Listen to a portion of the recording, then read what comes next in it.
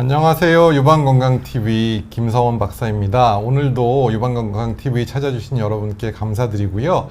오늘은 좀 특별한 분을 모셨습니다. 나는 유방암 환자였습니다.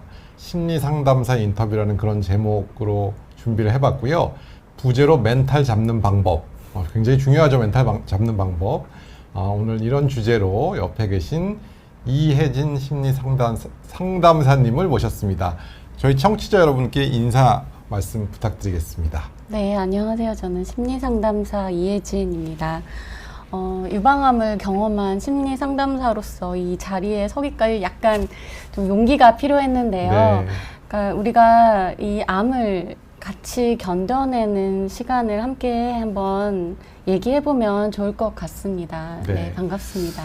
네, 제가 먼저 인사 말씀 부탁드렸는데 이혜진 선생님 프로필을 잠깐 말씀드리면 캐나다에서 공부하셨어요. 밴쿠버에서 사시면서 브리티시 콜롬비아 대학이라는 곳에서 심리학을 전공을 하셨고 이후 지금 이화대학교에서 심리학 석사를 마치셨습니다. 현재 이셀프 컴퍼니의 대표님을 벌써 4년 전에 창업을 하셨고요. 또 한국 상담심리학회 홍보위원회 부위원장으로 일을 하고 계시고 굉장히 많은 일들을 하고 계십니다. 책도 굉장히 많이 쓰셔서 2019년, 17년에 굉장히 많은 책들, 일에 대한 수다, 모든 수다, 긍정심리학 활용하기 등등 굉장히 많은 책을 쓰셨고 또 집필 중에는 또 여러 가지 이런 제목의 가제로 붙이셨는데 이런 책들을 지금도 굉장히 열심히 쓰고 계신 걸로 알고 있습니다. Itself Company라는 이름인데 이름부터 네. 조금 회사 소개 잠깐 네. 해주시면 좋을 것 같아요. 저희는 심리교육기업이라는 정체성을 갖고 있는데요. itself라는 단어 자체가 우리가 가진 그 있는 그대로의 모습, 네. 그 본질을 찾는 일을 하고 싶다라는 생각으로 5년 전에 네. 창업을 하고 지금까지 우리의 마음을 공부하고 관리하는 일을 하고 있습니다. 네. 그래서 본질을 많이 찾아가고 계신가요? 그렇죠. 네. 네, 고객들과 함께 네. 마음의 본질을 찾고 있고 본인의 본질도 찾고 그렇죠. 또 고객들의 본질도 네. 찾아주시는 그런 매우 중요한 일을 하고 계십니다. 박세바리님, 이조은님 함께 해주셔서 감사드리겠고요. 맨두행TV님 또 오셨네요. 감사합니다. 이제 일단 우리 이제 상담심리, 심리상담 이런 말씀 쓰는데 과연 심리상담이란 무슨 일, 어떤 일을 하는지 그리고 어떤 과정을 통해서 진행되는지 간략히 설명을 좀 부탁드리겠습니다. 저희 시청자 여러분 좀 보시고요. 네. 다음 슬라이드 제가 띄워볼까요? 네. 어떤 일인가요? 회복 탄력성? 어려운 말인 것 같은데. 네. 제가 심리상담에 대해서 소개를 하려고 많은 생각을 했는데 네. 도대체 이 일을 어떻게 설명해야 될까 하다가 고른 단어가 회복 탄력성이에요. 야. 그러니까 우리가 이제 유방암이라는 또 인생의 하나의 역경을 딛고 일어서는 이 시기에 네. 심리상담과 연결해서 우리가 어떻게 하면 회복할 수 있을까? 그게 몸의 회복뿐만이 아니라 마음의 회복을 함께 네. 하는 시간이라고 생각하시면 좋겠다. 이렇게 생각을 해서 심리상담은 회복 탄력성을 높이는 시간. 한마디로 우리가 일어서는 힘. 네, 넘어졌을 때 일어서는 힘. 오뚜기 같은. 그렇죠. 그래서 탄력적으로 우리가 일어서서 다시 내 삶을 살아가는 힘을 우리가 키우는 시간이라고 설명을 드리고 싶었어요. 네. 여기 보면 자기와의 관계 그리고 또 타인과의 관계. 관계라는 게 사실 타인과의 관계도 자기와의 관계로부터 출발한다고 저도 생각하고 있는데 이런 관계를 맺는데 실제로 많은 도움을 주고 계신 것 같은데 어떤 방법으로 도움을 주실까요? 네. 그러니까 보통 심리상담하면 들어만 주는 것인가 아니면 이야기만 하는 것인가 그렇죠. 이렇게 많이 생각을 하시는데 사실 그러니까 본인을 만나는 시간 그러니까 나 자신을 만나는 시간이라고 한번 말씀을 드리고 싶어요. 그러니까 내가 심리 상담사라는 거울을 통해서 내 네. 자신을 비춰보는 거죠. 그렇죠. 내가 나를 객관적으로 보기엔 너무 힘들기 때문에 심리 상담사랑 얘기를 하면서 아, 나는 이런 사람이네. 네. 이런 고통이 있었네. 아, 이런 데서 상처를 받았구나라는 것을 조금 객관적으로 보는 시간을 통해서 아, 내가 이런 사람이라는 것을 스스로도 받아들이고 네, 그렇게 나랑 조금 더 친해지는 시간을 가지죠.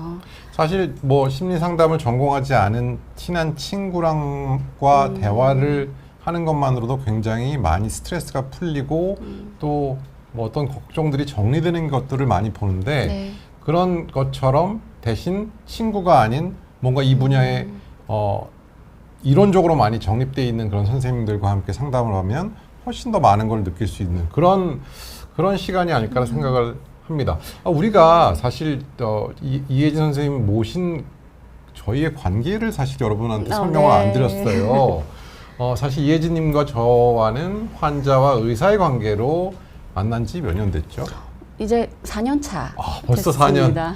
벌써 4년이 됐네요. 이 셀프 컴퍼니를 세우고 얼마 안... 그 다음 해에 진단을 다음에. 받게 되었습니다. 본인도 유방암으로 지금 투병을 하고 계시고 네. 또 사실 얼마 안 됐죠. 4년밖에 안 됐기 그쵸. 때문에 네. 그때의 기억이 굉장히 새록새록 나실 것 같아요. 그리고 네. 더군다나 또 상담 심리를 전공하셨기 때문에 더 많은 생각들이 있지 않으셨을까 생각을 합니다. 그러면 우리가 심리 상담 유방암을 경험하셨기도 했고 또 많은 분들을 지금 상담하고 계실 텐데 어떤 사람이 필요한가요? 모든 사람이 꼭 받아야 되는 그런 것인가요? 네. 보통 그러니까 심리 상담사로서는 이것이 어떻게 진행되는지를 아니까 심리 네. 상담은 누구에게나 필요하다. 뭐 꼭 아프거나 굉장히 심각할 때만 찾는 게 아니다라고 말씀드리는데 네. 그래도 심리 상담은 비용이 발생하는 그렇죠. 일이니까요. 네. 그래서 보통 얼마나 자격과 경력에 네. 따라 다르지만 보통 5만 원에서 15만 원 사이에서 이제 발생한다고 생각하시면 보험이나 그런 됩니다. 것들은 전혀 안 네, 되는 아직 거잖아요. 우리나라가 실비보험도 안 되고. 네, 그죠? 지금 그래서 한계가 좀 있는 상황이고요. 네. 그런데 그러니까 누가 받으면 좋겠는가라고 그렇죠. 생각을 하면 내 감정이 힘든 분, 내 감정이 뭔가 예전과는 다르게 뭐 눈물이 날 수도 있고 너무 답답할 수도 있고 네. 숨이 잘 안 쉬어질 수도 있고요. 그러니까 감정은 정보여서 우리가 뭔가 힘들 때는 신호를 주거든요. 그렇죠. 그래서 그 신호가 혼자 느끼기에 너무 힘들다. 그 주관적으로 내가 좀 힘들다 싶으면 화가 나는 거. 그럼요. 네. 분노도 굉장히 중요한 화병. 그럼요. 네. 그래서 그것을 보통은 억압하거나 네. 없는 셈 치거나 아니면 누르죠. 네. 네. 그냥 뭔가 다른 사람에게 쏟아내거나 맞아요. 이렇게 하는데 그렇게 하면 감정이 관리가 되지 않는다고 저희는 보고 맞아요. 있어요. 왜냐하면 반복해서 또 일어나거든요. 그래서 내가 왜 이런 감정을 느끼는지를 근본적인 원인까지 알고 있는 사람은 자기가 이런 감정을 느끼는구나를 더 이해할 수 있죠. 이겨낼 수 있게 그럼요. 있는. 그러면 비슷한 감정을 느낄 때 또 이제 혼자서 일어날 수 있는 그런 근데 사실 것이죠. 뭐 요즘은 많이 이런 심리 상담이 그래도 과거보다는 많이 좀 파퓰러해졌지만 네. 옛날에는 어떤 그런 감정을 드러내는 것, 야 그거 좀 알아서 좀 잘 추스리고 나와. 너무 상처가 되는 말. 그걸 뭘? 그렇죠. 야 너만 힘들어? 다 그러니까요. 힘들어. 뭐 네. 이런 말 많이 네. 했잖아요. 그리고 그런 것들로 힘들어하는 것 자체가 되게 사람들 피곤하게 한다는 그런 식의 이렇게 말들을 많이 했는데 네. 그런 말들에 대해서는 어떻게 생각하세요? 그런 네. 말은 사실 폭력적이다. 2차 가해. 뭐 그런 그럼요. 말인 것 같아요. 안 그죠? 그래도 힘든데 네. 그건 별거 아닌 일로 왜 네. 이렇게 힘들어 하냐라고 묵살시키는 거라서 맞아요. 그럼 그 말을 자꾸 들으면 정말 내가 별거 아닌 일로 힘들어 하나 보다. 내가 되게 나약하고 나약하고 네. 별 볼 일 없고 쓸모없는 인간인가 보다. 네. 이렇게 더 자학을 하게 되죠. 멘탈이 왜 이렇게 약해? 그렇죠. 그 정도도 멘탈은 못 이겨내? 당연히 혼자서 예. 다 해결해야 되는 거 아닌가? 이렇게 생각하는 정서가 너무 많아요. 네. 그래서 힘든 일이 있을 때 더 숨기게 되고 맞아요. 혼자서 어떻게든 해결하려고 하고 그러다가 더 고립되는 것 같습니다. 암소구님이 질문 네. 주셨어요. 심리상담소는 간판에 뭐라고 적혀 있나요? 간판에 네. 보통은 심리상담센터, 센터, 심리상담실, 심리상담소 이렇게 되어 있고 제가 이제 한국상담심리학회 홍보위원회로 일해서만 상담심리학회도 조금 잠시 그렇죠. 홍보해 주시죠. 네. 네. 그러니까 한국상담심리학회는 그러니까 상담 관련 기관으로는 이제 가장 오래된 역사를 가진 학회인데요. 그만큼 오랜 정통을 갖고 전문가를 양성하는 기관이어서 네. 그 심리 상담 자격증이 지금 너무 많이 수천 개가 있는 상황인데요. 아, 그래요? 네, 그 자격 관리가 조금 안 되고 있는 상태여서 좀 한국상담심리학회 상담심리사 자격을 갖춘 분이라면 전 조금 믿고 가실 수 있다. 네. 네, 자격을 꼭 보시면 좋겠습니다. 네. 이게 심리상담사 선생님들하고 또 의사 선생님들하고는 또 다른 그 자격증을 갖고 있는 거죠, 그죠? 네. 정신건강의학과 선생님은 의사 면허증을 갖고 계신 분들이고 네. 심리상담사 선생님들은 대부분 이제 심리학을 전공하시거나 네, 상담학을 전공하신 분들이 네. 또 다른 이제 자격증을 갖게 되는 그런 네. 것이라고 보면 되겠습니다. 아무튼 암소구님 이해하셨을 거라고 믿고 필요하시다면 꼭 방문해 보시면 좋겠습니다. 결국 심리상담은 평상시에 자기가 어떤 느꼈던 감정과는 조금 다른 감정, 네. 근데 조금 견디기 어려운 그게 뭐 화일 수도 있고 네. 너무 슬픈 거일 수도 있고 우울일 수도 있고 공허감, 상실감도 많이 느끼는 무서운 감정 그렇죠. 그것도 있나요? 네네. 네. 그런 공포, 네. 두려움, 불안 네, 다 우리가 꺼내놓고 얘기해봐야 되는 감정이죠. 그 깊은 곳에는 뭔가 상처가 있을 수 있다. 그렇죠. 뭔가 코어가 있기 때문에 그 코어를 건드리지 않고 자꾸 위로만 해주는 것이 결국 네. 그 사람을 도와주는 것은 아닐 수 있다라는 그런 말씀인 것 같아요. 네. 결국 심리 상담은 누구에게 필요한가요? 라는 질문은 사실 누구에게나 필요하다라고 답변 드리고 싶네요. 왜냐하면 조금씩 이런 감정을 느끼지 않는 사람은 아무도 없을 테니까. 예. 그러면 심리 상담은 어떤 과정으로 진행되나요? 왜 저희 이제 TV 같은 거 보면 네. 이렇게 되게 편안한 카우치에 이렇게 누워가지고 약간 이렇게 최면도 좀 하면서 네. 이런 거 많이 보게 되는데 실제 이런 편안한 의자에 앉나요? 어떻게 되나요? 그렇죠. 네. 그 미디어에서 보여지는 뭐 카우치나 네. 아니면 최면 상담이라는 분야도 있긴 한데 대부분의 심리 상담은 네. 우리가 이렇게 테이블을 놓고 이렇게 마주보는 상태에서 그러니까 평소 병원 진료랑 의사랑 비슷하네요. 환자처럼 네. 아니면 이렇게 가까운 뭐 테이블을 놓고 대화하는 형식으로 진행한다고 생각하시면 됩니다. 네. 그래서 어떤 게 힘든지 내 마음에 지금 어떤 얘기를 하고 싶은지부터 얘기를 편안하게 꺼내 놓으시면서 심리 상담을 통해서 어떤 점을 좀 도움받고 싶은지 이런 목표까지 같이 설계를 네. 하고 그러면 뭐 10회기가 좋을지 20회기가 좋을지 이런 것들도 구조화를 해나가면서 이제 진행을 그렇죠. 합니다. 사실 이게 평생 또 받을 수는 또 없잖아요. 비용 그렇죠? 문제도 비용 있고요. 문제도 있고 네. 또 뭐 시간 문제도 있을 네. 거고. 그리고 심리상담 목표 자체는 결국은 내가 나 자신을 객관적으로 볼 수 있는 힘을 기르는 거기 때문에 그렇죠. 뭐 항상 상담사가 어떤 뭐 조언을 해주는 것도 아니고 그러니까 결국은 본인이 본인을 보고 스스로 일어날 수 있도록 그 내면의 힘을 키우는 과정이어서 네, 그렇게 어느 네. 구조화된 시간을 갖고 합의해서 진행을 합니다. 네.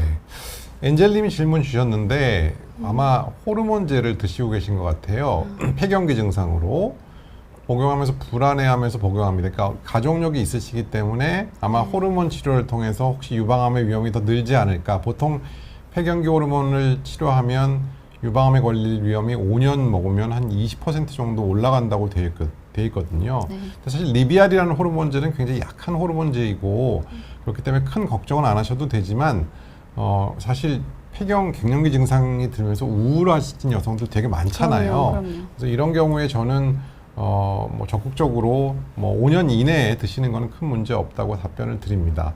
혹시 혜진 선생님도 네. 타모xifen 먹고 네, 계신가요? 지금 3년. 어때요? 타모xifen 먹으면 갱년기 증상이 하나의 네. 이제 부작용인데 네. 뭐 갱년기 증상 뭐 땀도 나고 화끈거리고 아까도 덥다 그러셨는데 네. 덥기도 하고 또 뭐 우울감도 있고 네. 어때요? 한번 환우분들도 많이 궁금해하실 그럼요. 텐데. 저도 이제 타모xifen 복용한 지 지금 이제 4년 차죠. 그렇죠. 수술 직후에 네. 이제 복용을 시작했으니까 저는 이제 졸라덱스 주사까지 같이 맞으면서 여러분 졸라덱스 잘 아시는 분은 아시겠지만 난소의 기능을 억제해서 화학적으로 폐경을 만드는, 물론 영구 폐경은 아니지만 화학적으로 폐경을 만드는, 보통 2년 정도 네, 맞게 2년 되죠. 한 달에 한 맞습니다. 번씩. 네.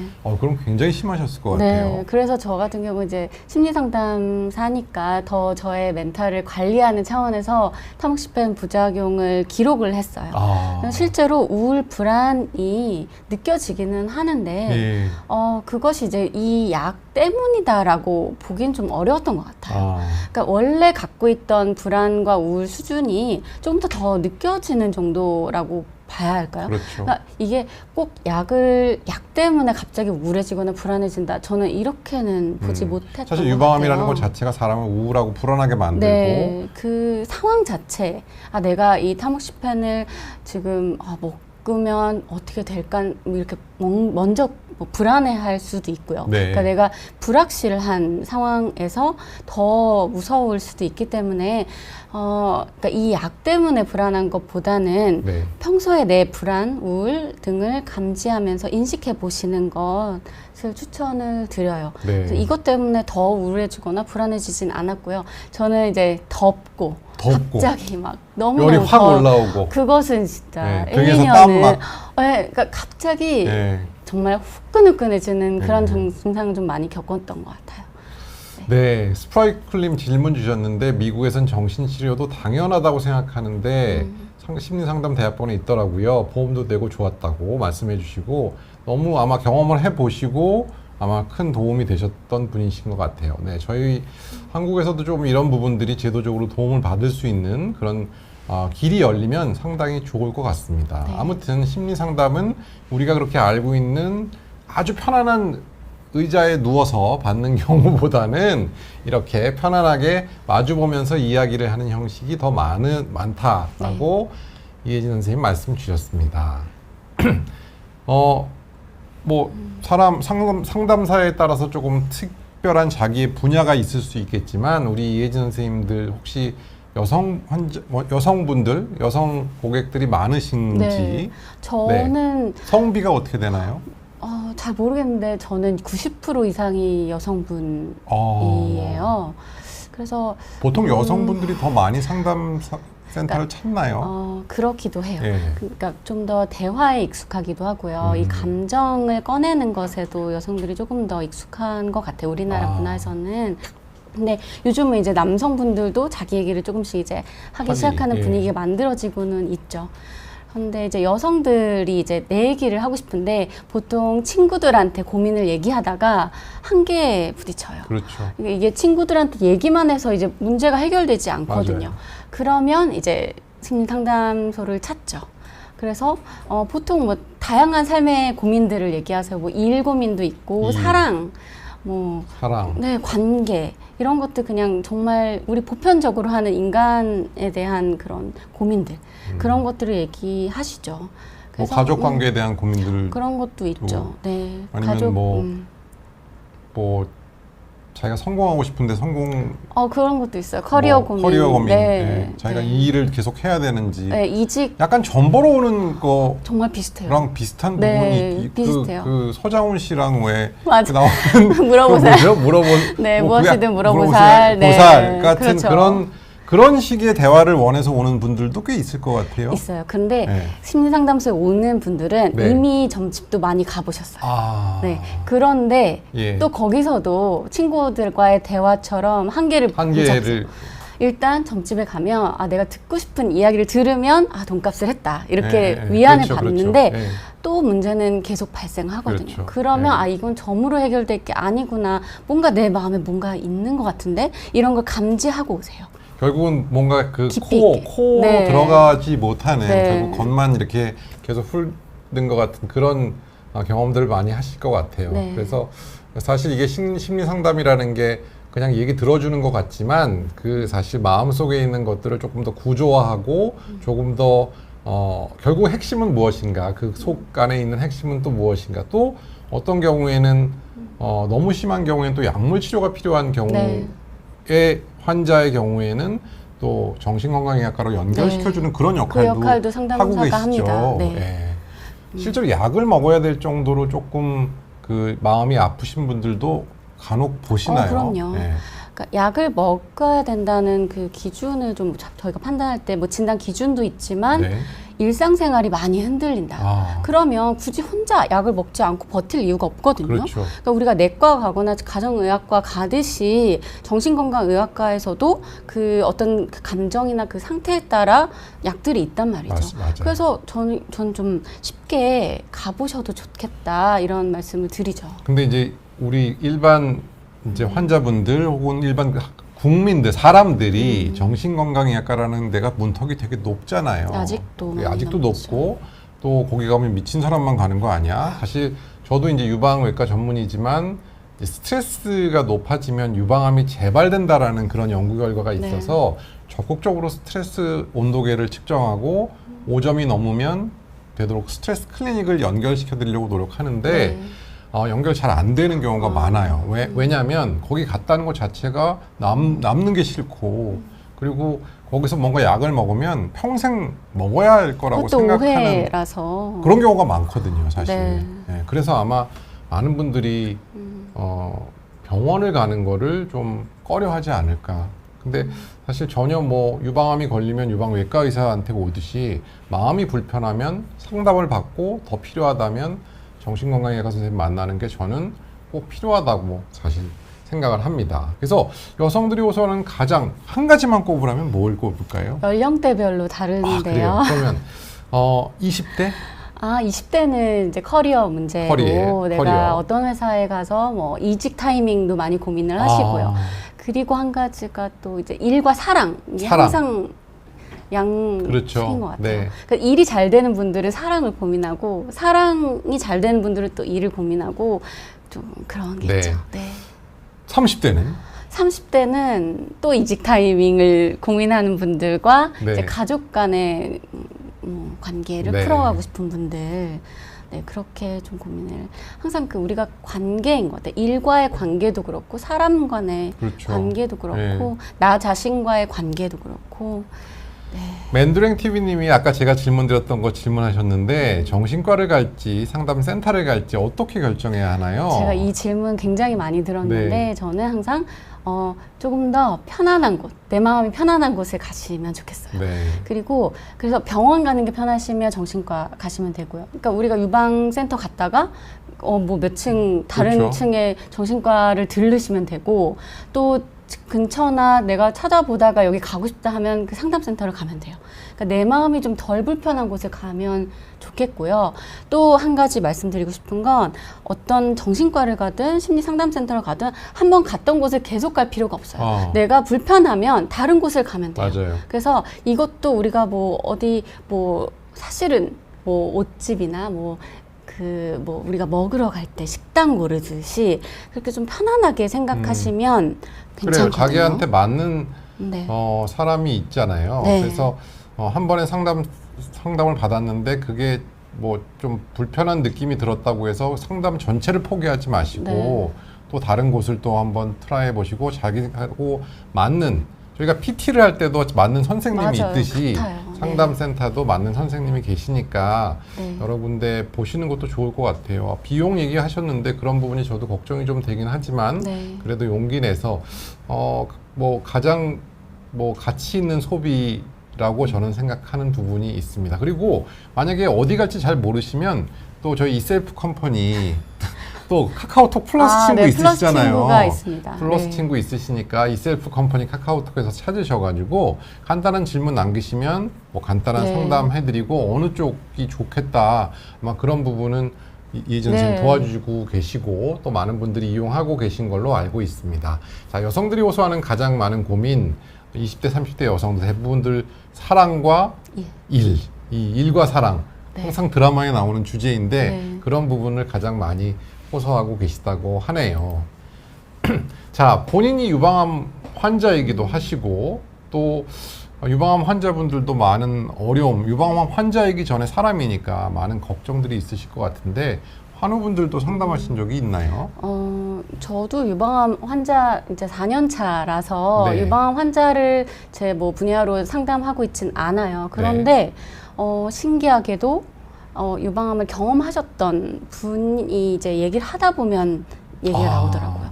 그래서 경험은 있는데 이제 그분의 이제 상담 내용은 비밀 보장을 해야 돼서 네. 그 부분을 더 구체적으로 말씀드릴 수는 없지만 네, 유방암이 이제 일생에서 어떤 영향을 미쳤는지에 대해서는 꼭 얘기해 보면 의미가 있더라고요. 네. 그럼 본인은 어떤 영향을 미쳤나요?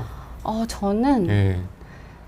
심리학을 전공하고 마음을 관리하는 일을 하고 공부를 계속 했는데도 불구하고 제가 저 자신을 그렇게 잘 돌보고 있지 못했다는 걸 유방암을 이제 진단받고 더 확실히 알게 된 거죠. 네. 그래서 마음을 돌보는 게 더 우선순위였기 때문에 그것만 보다가 저의 몸을 좀 방치했던 것 같아요. 그래서 결과적으로는 마음과 몸이 원래는 연결되어 있는 건데 이제 끊겨져 있다는 것을 느꼈어요. 그래서 지금은 조금 연결 중입니다. 연결에 네. 가까워지고 있나요? 마음과 그렇죠. 몸이? 네. 몸과 마음이? 네. 이게 왜냐하면 그게 남을 잘 치료해주고 저도 의사지만 의사들이 병에 걸리는 경우가 굉장히 흔하고 건강검진 잘 안 받는 의사들 되게 많거든요. 남의 병을 치료해주는 사람, 남의 마음, 남의 심리 상담을 해주는 사람이 꼭 자기 심리가 꼭 단단하다고 볼 수 없는 것 같아요. 그러니까 일이니까 이거는 또 남을 챙겨주는 것과 자기를 챙겨주는 거는 또 다른 부분이어서 그래서 의사들도 건강검진 열심히 받고 조금이라도 몸이 이상하면 의사를 찾아야 되듯이 또 심리 상담사도 또 본인의 건강, 마음 건강을 잘 챙기는 게 무엇보다도 그럼요. 중요할 것 같아요. 네, 그리고 맞습니다. 아까 말씀하셨던 몸과 마음의 거리가 너무 떨어져 있다는 것을 조금 가까이 만들려고 노력하는 것은 뭐 사실 상담사뿐만 아니라 모든 사람들한테 중요한 부분인 것 같네요. 그래서 유방암 환자분들이 또 물론 사람이기 때문에 힘들지만 또 암이 찾아오는 것 자체로도 굉장히 큰 마음의 상처와 어려움을 주기 때문에 유방암 환우분들께서도 어려움이 있으시다면 꼭 상담 선생님을 만나보시면 좋을 것 같습니다. 본인이 유방암이었다는 사실, 이게 본인이 이제 상담하는데 도움이 되나요? 많은 도움이 되죠. 많이 도움이 돼요. 네. 구체적으로 어떤 도움이 되나요? 유방암을 겪기 전에는 사실 저는 제가 되게 건강한 줄 알았어요. 네. 그래서 오만했던 것 같아요. 그런데 유방암 겪고 나니까 내가 모자란 부분이 뭐였고, 내가 신체를 너무 등한시했고, 이런 역경을 겪어보니까 알게 네. 되는 것들이 있더라고요. 네. 그래서 이제 그 이후로 고객들을 만나면 이분의 건강은 어떨까 이런 질문을 꼭 드리게 되는 네. 거예요. 그러니까 몸과 마음의 건강을 같이 볼 수 있는 심리 상담사가 되어가고 있는 것 같아서 그래서 꼭 그 신체와 마음이 분리되어 있지 않고 그 연결성을 계속 탐색하는데 맞아요. 저는 많은 이제 변화가 생긴 맞아요. 것 같아요. 건강, 저도 뭐 얼마 전에 말씀드렸지만 지금 13kg 다이어트 성공했잖아요. 네. 혜진 씨 네. 다이어트 성공했는데 네, 축하드립니다. 감사합니다. 성공했는데 사실 몸이 건강해지니까 네. 마음도 따라서 조금 건강해지는 그런 느낌이 분명히 있는 것 같아요. 네. 그리고 열심히 운동할 때는 마음도 되게 편안한데 조금 한 일주일, 2주일 뭐 때문에 운동을 게을리하게 되면 몸도 마음도 다운되는 그런 느낌이 있어서 절대 분리되어 있지 않다는 거. 그리고 그게 서로에게 영향을 미친다는 거. 맞아요. 또 마음이 편안하면 몸도 편안해지고 거꾸로 네. 영향을 미친다는 그 부분 되게 저도 공감하는 것 같아요. 네. 그러니까 우리가 몸, 그리고 마음, 그리고 우리가 처한 상황, 환경이 서로 상호작용을 하는데 맞아요. 우리가 그것을 간과하고 뭐 하나에 꽂혀서 이제 다른 것들을 보지 못하고 맞아요. 그래서 여러 가지 또 잃기도 하고 맞아요. 그런 것 네. 같아요. 지금 무기력함을 호소하는 사람에게는 어떤 조언을 해주시나요? 라고 질문 주셨는데 네. 이 무기력함의 원인이 너무 많기 때문에 한마디로 말씀드리기는 어렵겠지만 어떤 조언 주세요? 그러니까 무기력함은 감이라고도 이제 표현을 하는데요. 그러니까 아무것도 하기 싫은 것, 그만한 이유가 있어요. 그러니까 상담사는 조언을 하는 사람은 아니기 때문에 질문을 드리는데요. 그러니까 언제부터 무기력했는지, 무엇이 가장 하기 싫은지 이런 것들을 가장 이제 탐색을 먼저 하게 되면 예. 사실은 해야 할 것 같은 것을 이제 의무감에 해야 한다고 생각하니까 더 하기 싫거든요. 네. 그래서 우리가 뭘 그렇게 하기 싫은데 열심히 했을까? 그런 것들을 여쭤보죠. 네. 저는 무기력한 분들에게 운동하라고 많이 말씀드려요. 왜냐하면 신체적인 어떤 활력이 무기력함을 조금 해소하는 데 도움이 되기도 하기 때문에, 물론 그게 전부는 아니지만 좀 야외 활동을 하고 햇빛을 네. 많이 보는 것만으로도 조금 도움이 되지 않을까라는 말씀 드립니다. 뭐 저한테도 많은 분들이 지금 다이어트 어떻게 하셨어요? 이거는 다음 시간에 많은 또 저희 유방건강TV에서 또 준비하고 있는 부분이에요. 굉장히 많은 프로그램을 저희가 다이어트와 관련된 것들을 기획하고 있으니까 조금만 기다려 주시고요.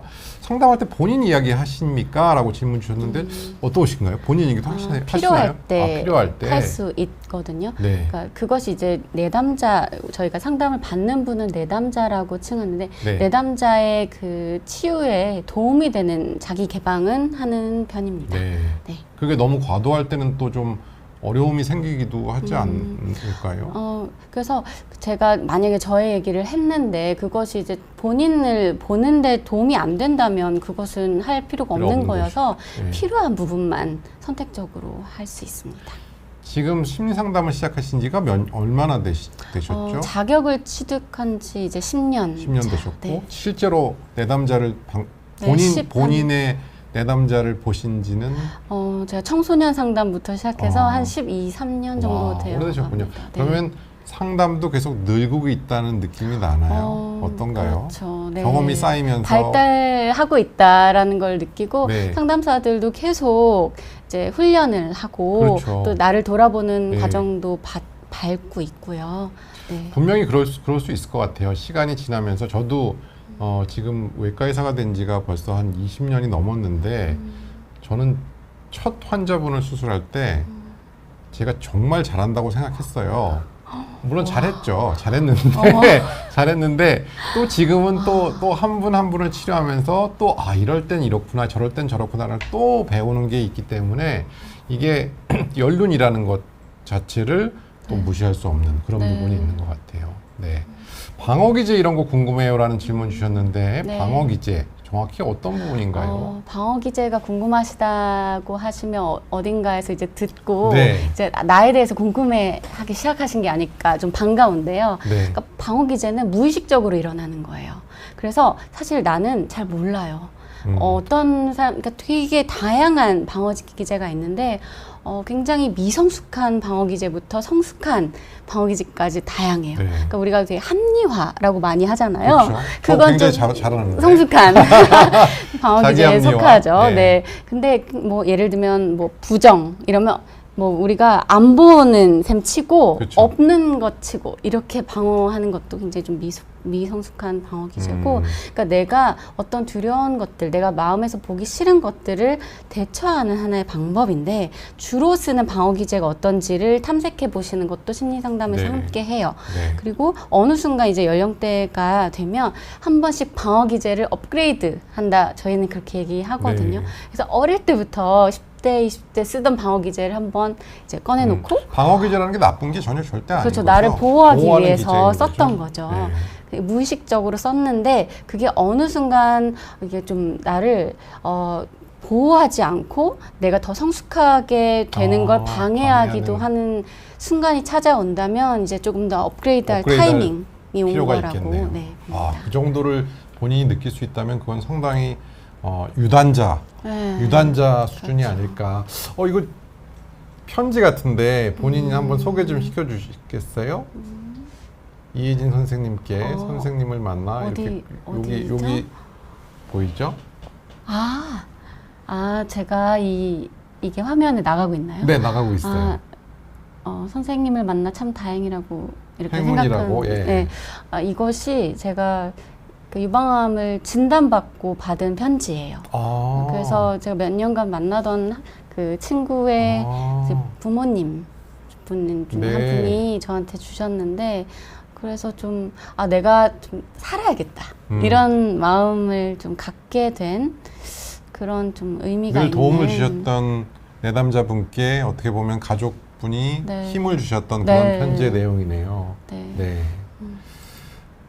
처음 검진, 지금 사실 진단받았을 때 나이가 몇 살이셨죠? 만 34을 한 달 이제 남긴.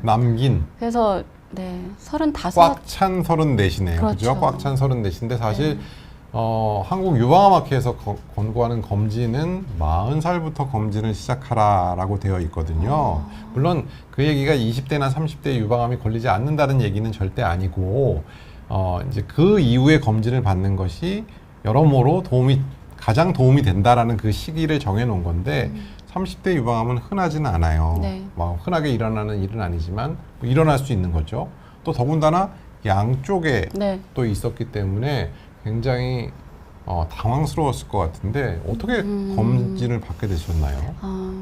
제가 원래 아픈 적이 없었는데 그 진단받기 한 1, 2년 사이에 이곳저곳 아팠어요.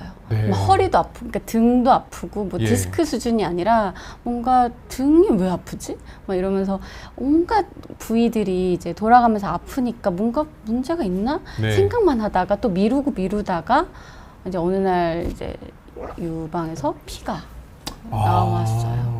그래서 사실 저 20대 후반에 혹이 있다는 거 알고 제거한 적도 있는데 네. 그냥 뭐 혹은 생기는 거니까 이렇게 생각하고 네, 넘겼다가 네. 이번에는 이제 좀 심각한가 보다 해서 이제 동네 병원을 네. 갔는데 거기 의사 선생님이 조금 조직 검사를 해봐야겠다. 네. 그래서 조직 검사를 하고 일주일 뒤에 뭔가 암이 의심되는 것 같아서 큰 병원으로 네. 소개해서 이제 큰 병원에 가서 진단을 받았죠. 네.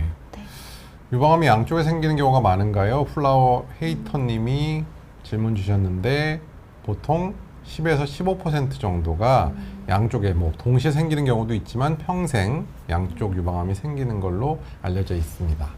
네, 검진 받으시고 결국은 증상이 있으셔서 검진 받으신 거네요. 진단받고 나서 이제 치료, 뭐 수술도 하고 뭐 여러 가지 과정도 있고 또 항암 치료는 했죠. 하셨네요. 항암 치료도 하셨고 또 그 힘들다는 타목시펜도 계속 드시고 계시고 뭐 말하려고 하면 사실 이건 막 몇 시간 해도 모자랄 것 같은데 주마등처럼 지나가실 것 같은데 어떠셨어요?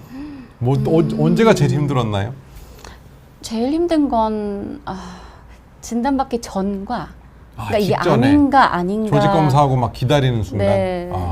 그 선생님 뵙기 전 딱 그 선생님의 말을 듣기 전 네. 그때랑 이제 항암 치료 할 때가 가장 힘들었죠. 네. 네. 저는 유전성은 아니었습니다. 네, 유전성은 아니셨고 그러면 수술, 항암 치료 뭐 그 과정 간단히 한번 좀 얘기해 주실까요? 사진도 네. 있었던 것 같은데 이건 아우, 네 네, 이거 병원에서 지금 수술 네, 굉장히 하고 나서 헬스한, 네 굉장히 네. 말랐어요. 그때 네. 네. 네. 이건 남편분. 그렇죠. 네. 저도 익숙한 얼굴입니다. 네. 네. 굉장히 이거 금술 해서. 좋으신 부부. 요거는 항암 병실이었, 치료. 네. 항암 치료 중에. 네. 네. 그래서 난생 처음 쇼컷을 하게 됐죠. 네. 항암 치료 때문에. 네. 그러니까 사실 여성에게 있어서 유방이 없어진다는 거, 전절제를 했기 때문에 네. 그리고 재건 수술. 재건도 같이 하긴 했죠. 했지만 이게 뭔가 그 느낌이 상실감. 네, 상실감이라는 감정이 좀 많이 크게 오는 그렇죠. 이벤트인 것 같고 또 이제 머리카락도 이제 보내줘야 하는 게 굉장히 두려웠죠. 한 번 끝나고 나시면 거의 다 빠진다고 네. 보통 얘기하죠. 네. 예, 그래서 그때 예. 이건 본인 머리시죠? 그렇죠. 그죠? 이거는 항암이 끝나고 나서. 끝나면서 점점점 자라서 네. 네. 항암 끝나고 신났을 때입니다. 네. 네. 그래서 항암 치료할 때 그러니까 구토도 너무 힘들었지만 네. 좀 심리적으로 제가 워낙에 또 민감하기도 했고요. 네. 근데 그 상황 자체도 굉장히 힘든 것 같아요. 네. 그래서 머리카락 없어지는 경험. 네. 스프라이트 클림 유방암 확진 후 우리 이혜진 선생님도 정신과 가서 치료 받으셨나요? 라고 물어보셨는데 어떠셨어요? 네. 저 스트레스 관리 받으러 간 적도 있고요. 그리고 또 신경과 진료도 받았고 네. 가정의학과 진료도 받았고 저는 굉장히 자주 병원을 갑니다. 네. 네. 실제로 우울해졌을 때도 그 정신건강의학과에서도 얘기했었고 저는 네, 적극적으로 찾는 편입니다. 네. 네. 응원의 박수 보내주고 계십니다. 네, 감사합니다. 자, 이제 가족 얘기 잠깐 해보는데 우리가 뭐 상담하시는 많은 분들이 이제 가족 간의 문제도 많으실 거고 네. 또 유방암 환우분들도 가족 간의 문제들이 많이 생기는데 사실 대림성모병원에서 2017년도에 가족에 관한 저희가 설문조사를 한 적이 있었어요. 유방암 환자분들 약 350여 명 분들께 설문조사를 했는데 이혼 별거에 관한 질문을 했을 때 10명 중 1명 이상 약 15% 정도가 이혼 또는 별거 등으로 가족이 해체됐다라고 답변을 주셨어요. 이게 사실 일반 여성의 이혼율이 우리나라가 5%가 안 되는 거에 비하면 3배 가까이 높은 이혼율. 물론 이게 꼭 유방암 때문이다라고 우리가 단정 지을 수는 없지만 어쨌든 결과적으로는 이렇게 높은 이혼율을 보이고 있다라는 게 굉장히 놀라운 설문조사 결과였다는 것이고요. 또 많은 분들이 투병 기간 중에 물론 진단이나 수술 전후도 힘들지만 항암 호르몬 방사선 치료 기간, 아마도 항암 치료 기간이 제일 힘들 것 같은데 이때가 제일 힘들다라고 답변을 주셨고요.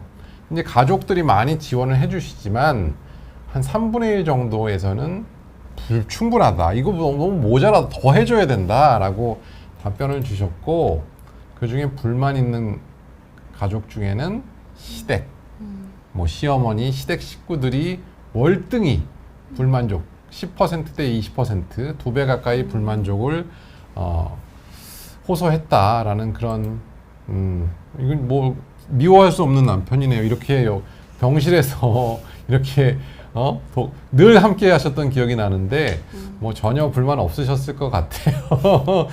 누워서 너무도 힘드신 병실에서 생일을 맞았었나 네, 봐요. 그죠? 35시 딱 병실에서 돼서. 그러네요. 네. 이런 그 이제 가족 간의 관계 혹시 혜진님께서는 그런 어려움은 없으셨는지? 가족 간의 관계는 저는 심리학을 공부하기 전에 다 경험을 했나 봐요. 그래서 오히려 이제 저는 직업이 심리 상담이니까 더 유방암 이후에 더 소통하게 되고 네. 힘든 걸 꺼내게 된 계기가 된 것 같아요. 네. 그런데 이제 많은 분들이 이제 이혼의 위기를 경험하거나 가족의 지지가 부족하다고 느끼신다면 그것은 이제 내 고통을 상대방이 알아주지 않아서 네. 힘든 경우가 많을 네네. 것 같아요. 그래서 더 우리가 가족과 내 고통을 나눌 수 있는 그런 능력도 이제 후천적으로 연습하면 또 느니까요. 그렇죠. 그 연습해야 되는데 네. 실제로 이렇게 가족 상담을 같이 하는 경우도 있으신가요? 있긴 하죠. 네. 네. 근데 그렇게 쉽지 원하는 않죠. 분들도 있고. 왜냐하면 그 가족 구성원들이 다 동의하는 그렇죠. 게 예를 들어서 부부가 사이가 안 좋은데 뭐 이혼을 뭐 생각하기도 하고 그럴 때 가족이 같이 오는 경우도 있나요? 그럼요. 그거를 그러니까, 이렇게 좀 모시고 오세요 이런 경우도 있나요? 부부 상담을 원하는 분들은 사실 되게 좋은 케이스인 게 그렇죠. 두 분 다 나아지고 싶은 마음이 있는 것이죠. 그러면 이제 부부 상담을 하게 되면 결론적으로 내가 평소에는 뭐 짜증내고 화냈지만 안 살고 싶다고 했지만 네. 사실 같이 살고 싶은 마음이 있다는 걸 확인하게 되는 시간들이 되는 그게 심리 상담에서 이루어지는 그 목표기도 네. 하고요. 그래서 부부나 가족이나 원하는 사람들이 함께 와서 서로 평소에 못했던 얘기들을 나누는 것은 의미가 있죠. 네. 재건 수술은 티가 많이 나는 편인가요? 라고 질문 주셨어요. 김수영님. 네. 티가 나죠. 네. 나는데, 네. 원래 그쵸. 본인의 가슴만큼 그런 느낌을 주기는 좀 어렵죠. 아무래도. 네. 근데 모르겠어요. 여성들에게는 이제 가슴이라는 게 좀 굉장히 상징이 맞아요. 크잖아요. 네. 그러니까 이게 뭐 참 많은 분들이 컴플렉스가 되기도 하고 그래서 좀 저는 가슴에 대해서 다시 생각해보는 계기가 됐던 것 같아요. 네. 그러니까 이게 뭐 티가 난다, 뭐 아니냐 이런 거의 차원을 떠나서 이 가슴이 나에게 주는 의미가 뭐였는가를 한 번씩 생각해보는 가슴이 나에게 계기가 주는 의미 그렇죠. 뭔가요? 저에게 있어서는 좀 자부심이었어요. 아. 되게 몸매나 뭐 가슴의 크기로 걱정하거나 이런 분들도 많거든요, 네, 네. 사실. 그래서 저는 마음에 들었었는데 네. 그 안에 암덩이들이 있다는 걸 보고 좀 많이 충격을 먹었어요. 아. 그래서 저는 그러니까 외형만 신경을 썼구나. 내가 그 안에 뭐가 들어있는지는 보지도 못하고 참 이걸 도구로 사용한 게 아닌가? 그 외적으로 보여지는 것만 생각한 게 아닌가? 그런 생각들을 사실 했어요. 많이 그렇게 하죠. 네. 많이들 그렇게 생각하죠. 예. 그래서 사실 이 그 가슴뿐만 아니라 내가 가진 모든 것들이 나의 일부고 또 그 각각의 의미가 있다는 것들 그런 것들을 한번 생각하게 된 계기가 굉장히 된 것 같아요. 소중하게 느껴지는 시간이었을 그렇죠. 거라고 생각돼요. 그럼 거꾸로 말씀드리면 지금 현재 재건 수술을 한 가슴은 과거의 가슴처럼 그렇게 만족스러우신가요? 그러니까 이 가슴에 그 막 지나친 의미를 부여하지 않게 되는 거죠. 뭔가 과도하게 이것이 자부심이었던 것은 또 네. 사실 그것도 뭔가 심리적으로 네. 이상한 뭔가 마음이 있었구나 네. 이런 것들을 알게 됐고 그냥 가슴은 가슴일 뿐이죠. 네. 네, 그냥 손가락처럼. 네. 네, 가슴과 손가락은 별 차이 없다. 그런 말씀 주셨고요. 유방암 이전과 이후의 내 삶의 변화 어때요? 네, 제 몸도 돌보게 되고 사실 지금 이제 운동이 이제 머릿속에 1번이 되었고 식사 관리는 되어가고 있지만 아주 갈 길이 멀고요. 네, 그래서 좀더 가야 될것 같아요. 예전에는 그렇죠. 네. 예전에는 건강에 대해서 그러니까 신체 건강에 대해서 크게 생각을 안 했다면 이제는 그것이 1순위가 됐다. 맞아요. 1순위 놔야 돼요. 네. 네, 1순위 놔야 됩니다. 우리 몸과 마음의 건강이 뭐 아까 여기도 지금 말씀해 주신 분 중에 알로 헌터님이 꿈이 있는데 생활을 위해서 일을 하고 있어요. 일이 바쁘고 워낙 힘들어서 주객이 전도된 느낌이지만 꿈을 쫓을 시간이 없고 너무 힘듭니다라고 말씀 주셨어요. 사실 뭐 대부분의 분들이 이렇게 살죠. 대부분의 사람들이 이렇게 살지만 우리가 우선순위라는 게 항상 중요하고 우선순위에 있어서 첫 번째는 몸과 마음의 건강한 상태를 유지하는 것, 그것보다 더 중요한 일은 없다고 말씀드리고 꿈도 절대 잊지 마시고 계속 쫓아주시기를 부탁드립니다.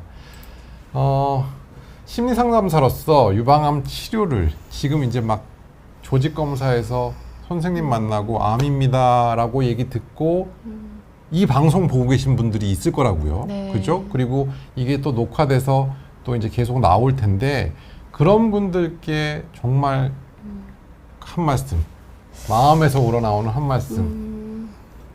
저는 35세 진단 받으면서 처음으로 죽음을 생각했던 것 같아요. 네. 그러니까 죽지 않을 걸 알지만 왠지 죽음을 생각하게 되는 계기가 됐던 것 같은데 저는 그 이후를 상상을 못 하겠더라고요. 내가 수술 받게 되면 그 이후는 어떻게 될까 무서웠던 것 같아요. 불확실하니까요. 네. 그런데 제가 말씀드릴 수 있는 건 사실 수술 받고 항암 하시고 그 이후에 더 건강해지고 더 강해지실 수 있을 거란 말씀을 꼭 드리고 싶어요.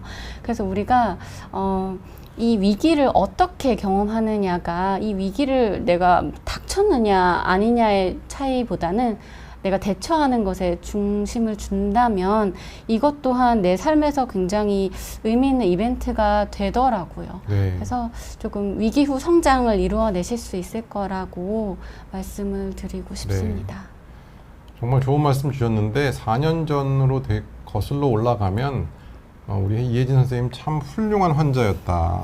그리고 굉장히 의연하게 그 기간을 참 멋지게 이겨낸 환자분이었다라고 말씀드리고 싶네요. 여러분들 이 방송을 오늘 진단받으신 분들 또 진단받은 지 얼마 안 되신 분들 또 그리고 치료 과정에 있으신 분들 모두 물론 과정은 되게 힘들죠. 수술도 해야 되고 뭐 항암도 해야 되고 또 뭐 여러 가지 치료들이 눈앞에 있고 또 어떤 분들은 그분들 중에 어떤 분들은 또 재발해서 결국은 세상을 떠나시는 분들 굉장히 여러 가지 일들이 일어날 수 있지만 그래도 또 우리가 이겨낼 수 있는 그런 희망을 잃지 마시기를 꼭 말씀드리고 또 힘든 일들이 또 다 지나가면 또 이렇게 건강한 모습으로 또 많은 분들에게 도움을 주시는 우리 이혜진 선생님과 같은 분들도 계시다는 거 꼭 잊지 마시기를 바라겠습니다. 그래서 제가 유방암 희망 프로젝트 썼고요. 오늘도 댓글 달아주신 분들 중에 한 분 뽑아서 저희가 선물로 한 권 보내드리도록 하겠습니다. 거의 마칠 시간이 됐어요. 질문과 답변 지금도 저희가 많이 해드렸는데 저희가 이게 녹화돼서 다시 올라가잖아요. 이제 비온 뒤에도 올라가고 유방건강TV에도 올라갈 텐데 카카오톡 채널이나 유튜브 댓글로 질문 주시면 열심히 답글 달아드리도록 하겠습니다. 유방건강TV 구독, 좋아요, 알림 설정 부탁드리고요. 자, 오늘 이제 마칠 시간인데 저희 청취자 여러분들께 마지막으로 한 말씀 해주시면 감사하겠습니다. 고통스럽다면 꺼내셨으면 좋겠습니다. 네, 오늘 이혜진 선생님, 심리상담사 이혜진 선생님 모시고 좋은 시간 가져봤고요. 또 다음 시간에 유방건강TV 또 새로운 주제로 찾아뵙도록 하겠습니다. 오늘 감사합니다. 감사합니다.